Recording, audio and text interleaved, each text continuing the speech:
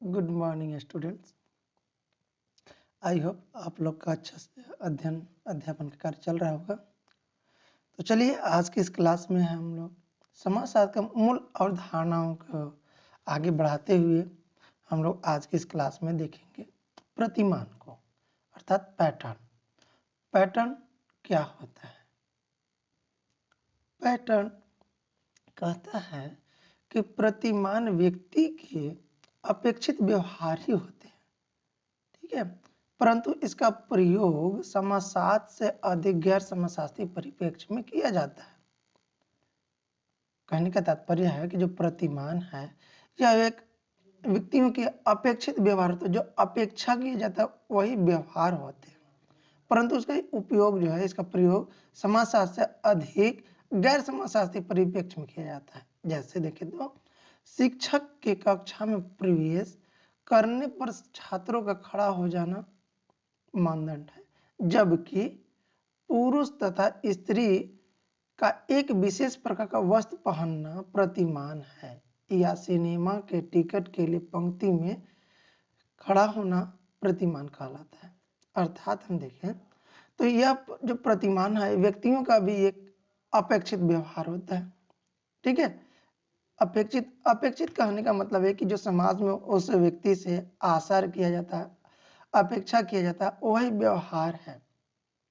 लेकिन कहता है कि इस विषय में हम देखें, अर्थात जो समाजशास्त्र है, इस समाजशास्त्र से अधिक इसका प्रयोग गैर समाजशास्त्रीय परिप्रेक्ष्य मतलब विषय में किया जाता है, ठीक है। अर्थात हम देखें तो जिस तरह से जब कोई टीचर्स आते हैं, ठीक है, तो आने के बाद जो बच्चे खड़े हो जाते हैं तो वो एक अपेक्षित व्यवहार है, होना भी चाहिए। तो ये क्या है? एक मापदंड है, ठीक है, स्केल है। लेकिन जिस तरह से हम लोग ड्रेस पहनते हैं, तो ये ड्रेस जो पहनते हैं ना, स्त्री के लिए अलग है, पुरुषों के लिए अलग है, ठीक है। तो ये जो पहनने का जो तरीका होता है विशेष प्रकार के, यह एक पैटर्न है। जिस तरह से हम देखें तो हम लोग का भी जो सिलेबस होता है, उस सिलेबस के पैटर्न पे जो है विद्यार्थियों का एग्जाम निर्धारित की जाती है। ऐसा तो नहीं होता है कि बीए पार्ट 2 के स्टूडेंट हैं और उनका बीए पार्ट 1 के सिलेबस आ जाता है, या बीए पार्ट 1 के स्टूडेंट हैं, बीए पार्ट 2 का सिलेबस आ जाता है।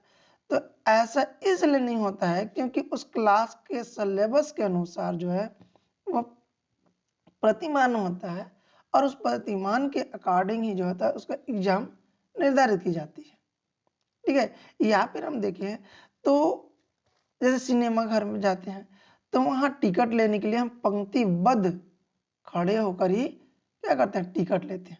तो ये भी एक पैटर्न है कि आप इस तरीके को अपनाकर ही जो है आपको अपनी आवश्यकताओं को पूर्ति करेंगे। यदि जैसे ही आप उस तरीका को अपनाते नहीं है और आप अपनी आवश्यकताओं को पूर्ति करने लगते हैं तो वो पैटर्न नहीं होता है, ठीक है। उसको हम लोग क्या कहते हैं? उसे हम लोग जो है उसको जो है हम देखें तो क्या कहते हैं? विचलन कहते हैं, ठीक है। अर्थात जब आप उसके पैटर्न को पालन नहीं करते हैं और अपनी आवश्यकताओं को पूरा करते हैं तो वह विचलन कहलाता है, ठीक है। नेक्स्ट है मूल्य, वैल्यू। ये क्या कहता है कि व्यक्ति के वे उपेक्षित व्यवहार जो समाज के कल्याण या लाभ के लिए आवश्यक समझा जाता है, मूल्य कहते हैं, ठीक है। अर्थात जो मूल्य है, वैल्यू, हर व्यक्तियों का वैल्यू होता है, मूल्य होता है, ठीक है।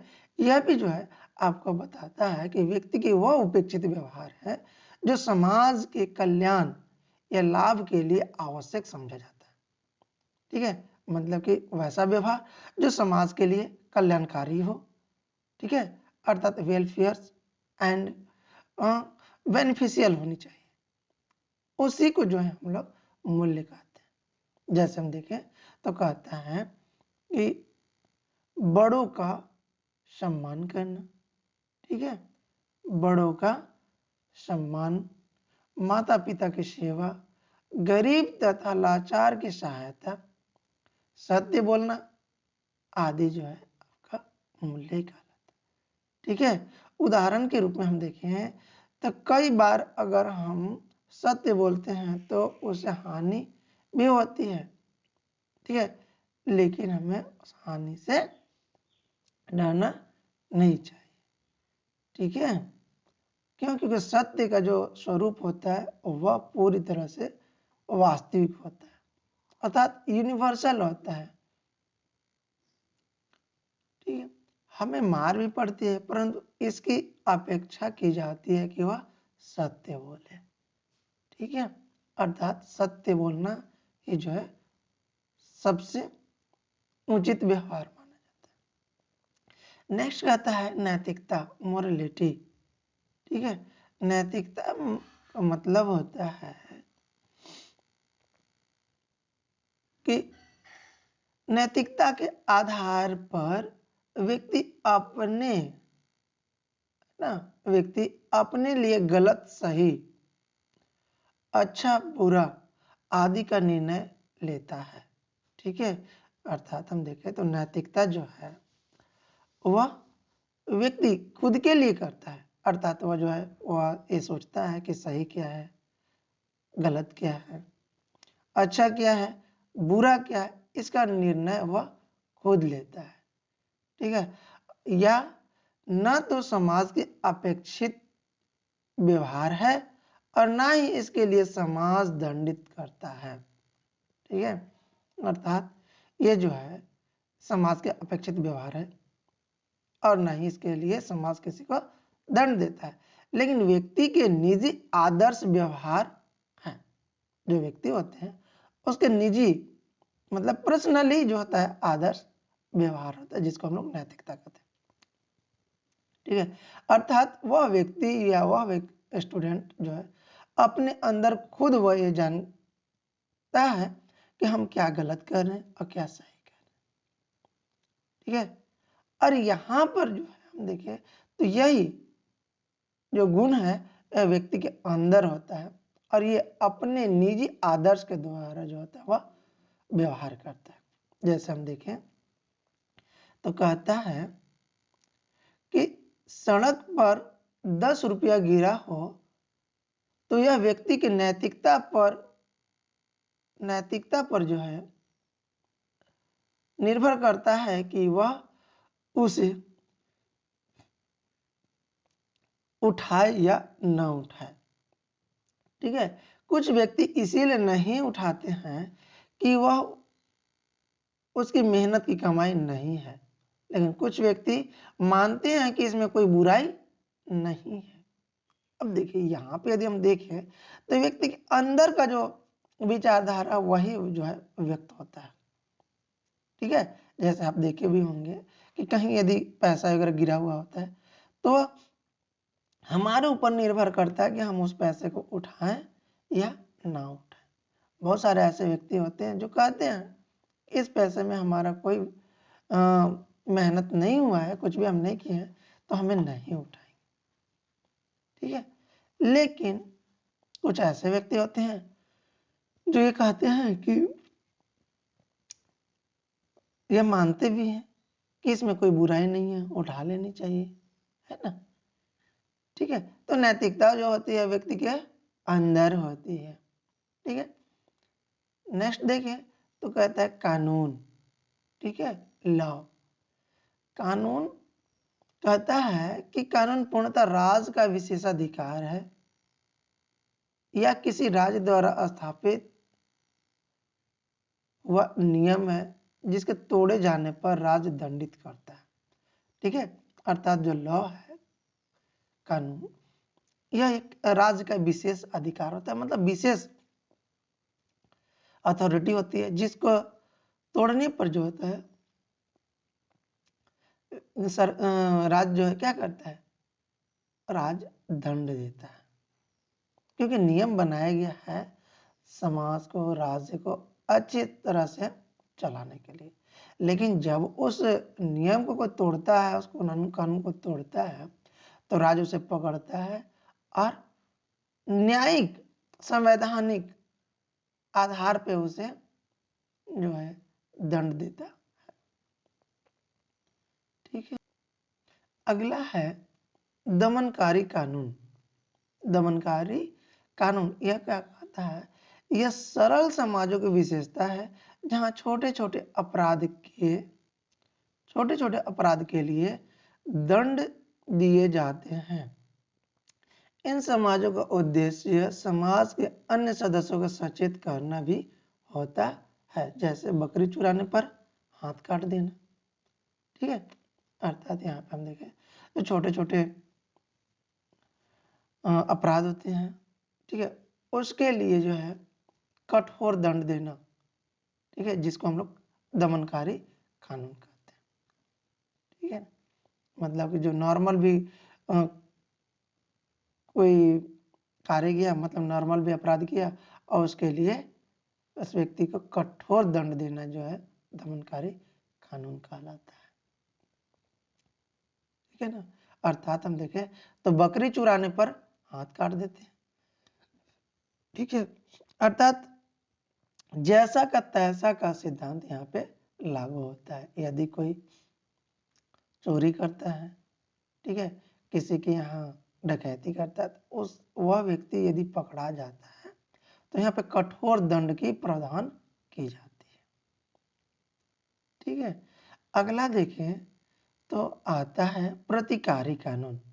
ठीक है, प्रतिकारी कानून मतलब कि यह जटिल सामाजिक विशेषता है, यह जो है जटिल सामाजिक विशेषता है जिसमें अपराध की प्रकृति के अनुपात में ही दंड दिया जाता है। जैसे ट्रैफिक नियम तोड़ने पर 50 रुपए का जुर्माना, हत्या करने पर आजीवन कारावास।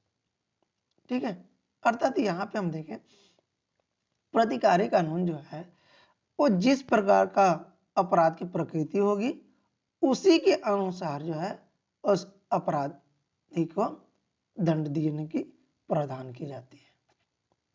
ठीक है, जैसे हम देखें तो वर्तमान में यही आपको प्रतिकारी कानून ही जो है लागू किया हुआ है। जैसे हम देखें तो कोई भी अपराधी करता है, ठीक है, तो उसे उस पैमाने पर जो आपका आईपीसी होता है, इंडियन पैनल कोड, उसके द्वारा ही जो है अपराधी को दंड की प्रावधान की जाती है।